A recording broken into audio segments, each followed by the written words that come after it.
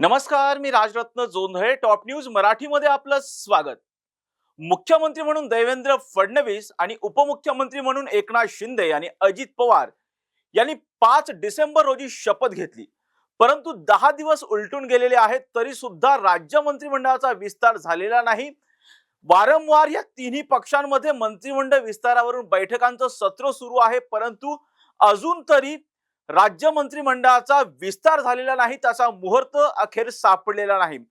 परंतु आता परवाच्या दिवशीपासून म्हणजे अर्थात 16 तारखेपासून राज्य मंत्रिमंडळाचं हिवाळी अधिवेशन आहे आणि त्याच्या पूर्वसंध्येला म्हणजेच उद्या उद्या रविवारी सायंकाळी 4 वाजता राजधानी नागपुरात राज्य मंत्रिमंडळाचा विस्तार होण्याची शक्यता आहे. आणि त्याच अनुषंगाने आजचा आपला चर्चेचा विषय आहे. अखेर मंत्रिमंडळाचा फॉर्म्युला ठरला. मंत्रिमंडळ विस्तार उद्या राजधानी नागपुरात. खरं तर आपण पाहिलं तर 20 नोव्हेंबर रोजी राज्यातील विधानसभा निवडणुकीचं मतदान पार पडलं. 23 नोव्हेंबरला मतदानाचा निकाल आला आणि राज्यातील जनतेनं महायुतीला स्पष्ट बहुमत दिलं. 200 अर्थात 288 जागांपैकी महायुतीला तब्बल 233 जागांवरती विजय मिळवला.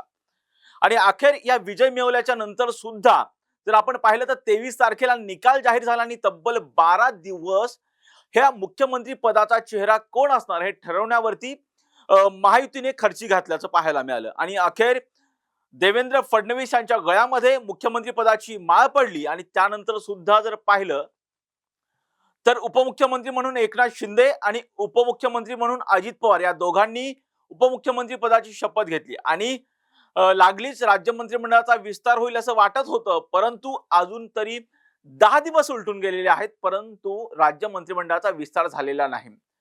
अर्थात आज सकाळी 11 वाजता राज्य मंत्रिमंडळाचा विस्तार मुंबईतील राजभवनात पार पडेल असं वाटत होतं. तशा सूचनाही प्रशासनाकडून देण्यात आलेल्या होत्या, परंतु राज्य मंत्रिमंडळाचा विस्तार आज काही पार पडलेला नाही. परंतु उद्या सायंकाळी 4 वाजता नागपुरामध्ये राज्य मंत्रिमंडळाचा विस्तार पार पडण्याची शक्यता आहे. आणि त्याच अनुषंगाने राज्याच्या मुख्य सचिवांनी 40 बंगले सज्ज ठेवण्याचे आदेश जे आहे सार्वजनिक बांधकाम विभागाला दिलेले आहेत.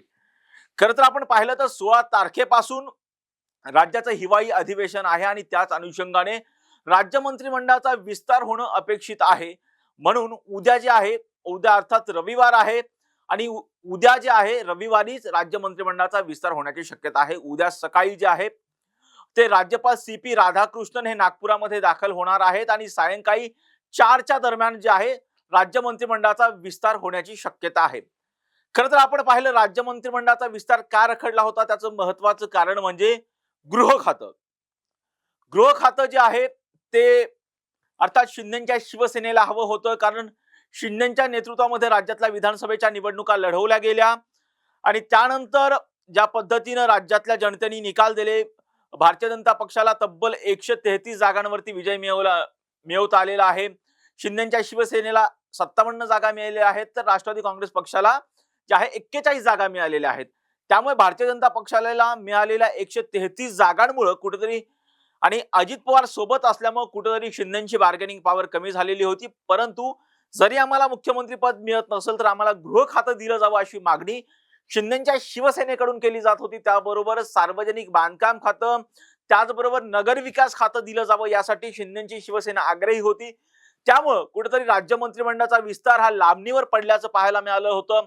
नुकतं जर आपण पाहिलं तर नवी दिल्लीमध्ये जाऊन अजित पवारांनी अमित शहाची भेट घेतली होती. देवेंद्र फडणवीसांनी जे आहे अमित शहा असतील, पंतप्रधान नरेंद्र मोदी असतील, JP नड्डा असतील, नितीन गडकरी असतील यांची भेट घेतली. या भेटीमध्ये राज्य मंत्रिमंडळाच्या विस्ताराविषयी चर्चा झाल्याची सुद्धा माहिती आहे. परंतु देवेंद्र फडणवीसांनी भेट घेतली तरी सुद्धा राज्यातील मंत्रिमंडळाचा तिढा हा सुटताना दिसत नव्हता. नुकतीच अशी चर्चा आहे की भाजपाच्या वरिष्ठ नेतृत्वांनी, दिल्लीतील वरिष्ठ नेतृत्वांनी एकनाथ शिंदे यांना जी आहे त्यांच्या मंत्र्यांची अंतिम यादी मागवल्याची माहिती सुद्धा सूत्रांनी दिलेली आहे.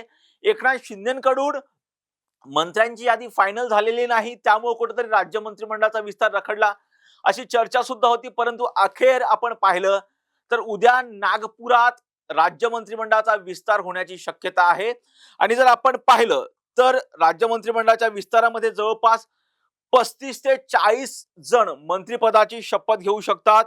आणि यामध्ये जर पाहिलं तर एकंदरीत हा जो मंत्रिमंडळाचा जो फॉर्म्युला आहे तो भारतीय जनता पक्ष 21 जागा भारतीय जनता पक्षाच्या मंत्रिमंडळामध्ये भारतीय जनता पक्षातील आमदारांना संधी मिळू शकते मंत्रिपदासाठी. तर 12 जागा ज्या आहेत, 12 मंत्रिपद ती शिंदेच्या शिवसेनेला मिळू शकतात. तर 10 मंत्रिपद जी आहे ती राष्ट्रवादी काँग्रेस पक्ष अजित पवार गटाला जी आहे ती मिळू शकतात. आणि त्याचबरोबर जर पाहिलं तर भारतीय जनता पक्षाने एक महत्वाचा निर्णय घेतल्याची सुद्धा माहिती सूत्रांनी दिलेली आहे. गृह खातं आणि अर्थ खातं भारतीय जनता पक्ष स्वतःकडे ठेवणार आहे. त्या बदल्यात शिवसेनेला नगर विकास आणि महसूल खातं मिळण्याची शक्यता आहे. तर राष्ट्रवादी काँग्रेस पक्षाला सार्वजनिक बांधकाम खातं आणि गृहनिर्माण खातं मिळण्याची शक्यता जी आहे ती सूत्रांनी वर्तवलेली आहे. खरं तर आपण पाहिलं तर एकनाथ शिंदे यांच्याकडूनच कुठेतरी राज्य मंत्रिमंडळाचा विस्तार रखडला गेल्याचं पाहायला मिळालेलं होतं. अशी चर्चा सुद्धा होती. आणि त्याच अनुषंगाने गुरुवारी सायंकाळी भाजपाचे प्रदेश अध्यक्ष असणारे चंद्रशेखर बावनकुळे यांनी जी आहे एकनाथ शिंदेची भेट घेतली. काल आपण शुक्रवारी सुद्धा पाहिलं तर सायंकाळी परत एकदा चंद्रशेखर बावनकुळे यांनी एकनाथ शिंदेची भेट घेतली. या भेटीमध्ये जी आहे मंत्रिपदावरती चर्चा झाल्याची माहिती सुद्धा सूत्रांनी दिली. आणि त्यानंतर काल सायंकाळी 9:30 वाजता उपमुख्यमंत्री एकनाथ शिंदे अर्थात शिवसेनेचे नेते एकनाथ शिंदे यांनी सागर बंगल्यावर जाऊन मुख्यमंत्री देवेंद्र फडणवीस यांची भेट घेतली. आणि या भेटीमध्ये राज्य मंत्रिमंडळाचा फॉर्म्युला ठरलेला आहे. आणि त्याच अनुषंगाने आता 16 तारखेला अर्थात 16 डिसेंबर रोजी नागपूरमध्ये राज्याचं हिवाळी अधिवेशन आहे. त्याच्या पूर्वसंध्येला म्हणजेच 15 तारखेला सायंकाळी 4 वाजता जी आहे राज्य मंत्रिमंडळाचा विस्तार होण्याची शक्यता एकंदरीत वर्तवण्यात आलेली आहे. तर आपण आता पाहूयात की कोणत्या पक्षाला कोणती खाती मिळू शकतात.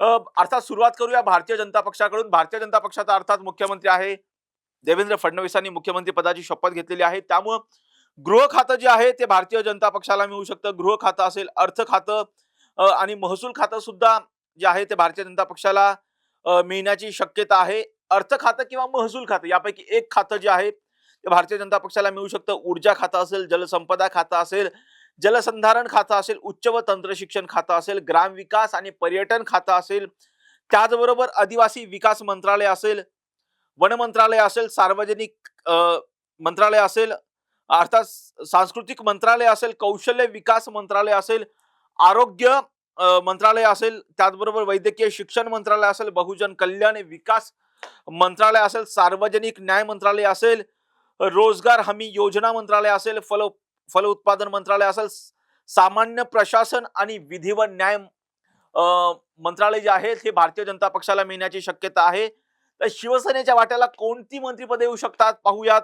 नगर विकास खातं शिवसेनेच्या वाट्याला येऊ शकतं. जलसंपदा किंवा MSRDC हे खातं जे आहे ते शिंदेच्या शिवसेनेला मिळू शकतं. त्याचबरोबर उद्योग खातं शिंदेच्या शिवसेनेला मिळू शकतं. राज्य उत्पादन शुल्क अर्थात हे महत्वाचं खातं आहे. राज्य उत्पादन शुल्क खातं जे आहे ते शिंदेच्या शिवसेनेला मिळू शकतं.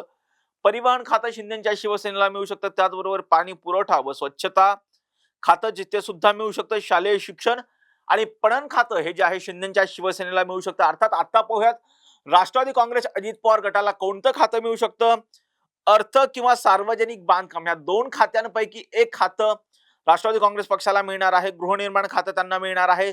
सहकार आणि कृषी खातं सुद्धा त्यांना मिळणार आहे. महिला व बालकल्याण मंत्रालय सुद्धा जे आहे राष्ट्रवादी काँग्रेस पक्षाच्या वाट्याला जाण्याची शक्यता आहे. आदिवासी किंवा अन्न व औषधी प्रशासन मंत्रालय सुद्धा अजित पवार गटाच्या वाट्याला जाण्याची शक्यता आहे. मदत व पुनर्वसन मंत्रालय असेल, क्रीडा व युवक कल्याण मंत्रालय सुद्धा जे आहे ते अजित पवार गटाच्या वाट्याला जाण्याची एकंदरीत शक्यता आहे. आता पाहूयात कोणते संभाव्य मंत्री म्हणून कोणते संभाव्य चेहरे जे मंत्रिपदाची शपथ घेऊ शकतात. अर्थात सुरुवात करूया भारतीय जनता पक्षाकडून. भारतीय जनता पक्षाकडून चंद्रशेखर बावनकुळे, सुधीर मुनगंटीवार, चंद्रकांत पाटील, गिरीश महाजन, पंकजा मुंडे, रवींद्र चव्हाण असतील. त्याचबरोबर मंगल प्रभात लोढा सुद्धा मंत्रिपदाची शपथ घेऊ शकतात. बबनराव लोणीकर असतील, विजय कुमार गावित, आशिष शेलार जे की मुंबईचे भाजपाचे अध्यक्ष आहेत ते आशिष शेलार सुद्धा शपथ घेऊ शकतात. संभाजी पाटील निलंगेकर शपथ घेऊ शकतात. संजय कुट्टे असतील, जयकुमार रावल, शिवेंद्र राजे भोसले जे की सातारा शहरामधून चौथ्यांदा निवडून आलेले आहेत ते सुद्धा शपथ घेऊ शकतात. माधुरीताई मिसाळ ज्या की पर्वतीमधून आमदार म्हणून चौथ्यांदा निवडून आलेले आहेत त्यांची सुद्धा राज्यमंत्री म्हणून वर्णी लागू शकते. राहुल कुल हे सुद्धा मंत्रिपदाची शपथ घेऊ शकतात. गोपीचंद पडळकर जे की जत मधून निवडून आलेले आहेत त्यांची सुद्धा वर्णी लागू शकते. आणि महत्वाचं नाव म्हणजे नितेश राणे हे सुद्धा भारतीय जनता पक्षाकडून मंत्रिपदाची शपथ घेऊ शकतात. आता सुरुवात करूया शिवसेनेकडून. शिवसेनेकडून कोण मंत्रिपदाची शपथ घेऊ शकतं पाहूया. शिवसेनेकडून दादा भुसे, उदय सामंत, शंभूराज देसाई, गुलाबराव पाटील, अर्जुन खोतकर, भरत गोगावले, संजय शिरसाट, त्याचबरोबर आशिष जयस्वाल, प्रताप सरनाईक, प्रकाश सुर्वे, योगेश कदम आणि प्रकाश अबिटवार हे जे आहे शिंदेच्या शिवसेनेकडून मंत्रिपदाची शपथ घेण्याची शक्यता आहे. तर आता राष्ट्रवादी काँग्रेस पक्षाकडून छगन भुजबळ, हसन मुश्रीफ, धर्मराव बाबा आत्राम, धनंजय मुंडे, आदिती तटकरे, मकरंद आबा पाटील, अनिल पाटील, दत्तात्रय भरणे, संजय बनसोडे किंवा राजू नवघरे, माणिकराव कोकाटे आणि संग्राम जगताप यांची मंत्रिमंडळामध्ये राष्ट्रवादी काँग्रेस पक्षाकडून वर्णी लागण्याची शक्यता आहे.